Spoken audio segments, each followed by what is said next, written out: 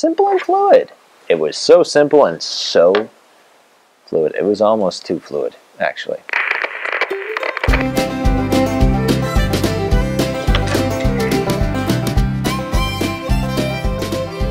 NCTE 14 attendees, I challenge thee to a duel. Make a short video in which you share your top takeaways from this year's conference. Let's face it, nobody can actually take everything from NCTE and make it happen in their practice, like be a part of them. The key is picking. You've got to pick a few things that you think were most significant. So I'm going to pick a few and share them with you. You should do the same. Before I begin, thank you to the American College of Education, my alma mater, for sending me to NCTE this year. If you're looking for a master's degree and want something that's affordable and flexible, that won't cost you your finances or your family, consider the American College of Education.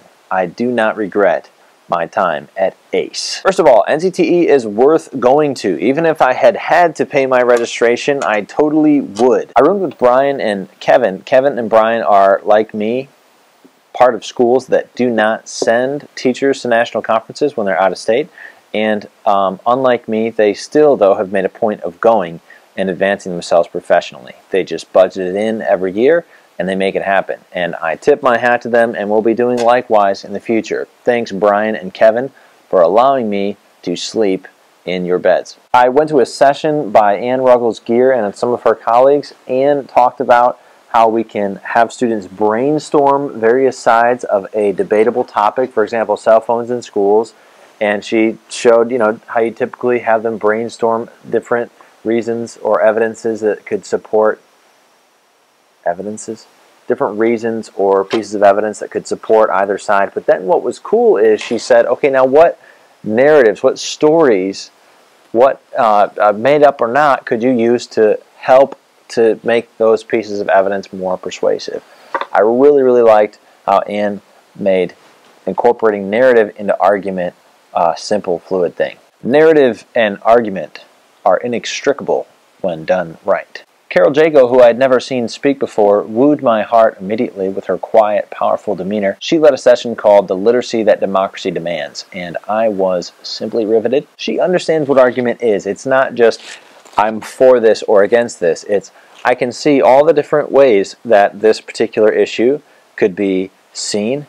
Argument, Carol basically said, is critical thinking, and without it, our democracy is 100 million times more in jeopardy than it is from external threats like Ebola or ISIS. And so I thank you, Carol Jago, for calling us to teach argument well. Deborah Appelman dropped it like it was hot with this quote: "We've all been held hostage by a mono-theoretical teacher." She is so right, and I think we, especially in the English teacher world, need to be careful when we have one theory that drives us in our instruction. We can't just close our eyes to everybody else. We can't just say, oh, that book about teaching reading is garbage because I don't agree with it. That's a problem. That's another thing that our democracy can't survive. Mono-theoretical teachers. Barry Gilmore, in an Ignite session, Barry brought up this idea of the bridge book. The bridge book goes like this. Bridge books are these books that aren't just totally that gateway, super accessible, but also aren't this, you must read this book. And Penny Kittle and Kelly Gallagher also kind of use this three-tiered method of methoding reading. So basically, I don't understand this concept totally yet, but I do understand it at the same time. Like, I want to continue to explore this stream of thinking, because prior to this, I think I really thought about, okay, there's the choice book. No, so there's the choice book, and there's the non-choice book. That's part of the curriculum. And so there's the gateway book and the destination book, but let's talk a little bit more about the bridge book. That was a bridge with two, like, picture the Golden Gate Bridge, or the Mackinac Bridge for you Michiganders. I'm from here. Actually, more like there. Kelly Gallagher had this approach to note-taking where he allowed his students to take notes, and then, well, it was like tracking your thinking, taking notes. I want to do that, more of that. Go to his website for that. Kylan Beers said that literacy is not about reading and writing. It's about power and privilege. Boom. We're a country birthed from a great dream, Marian Wright Edelman said, but the dream had birth defects.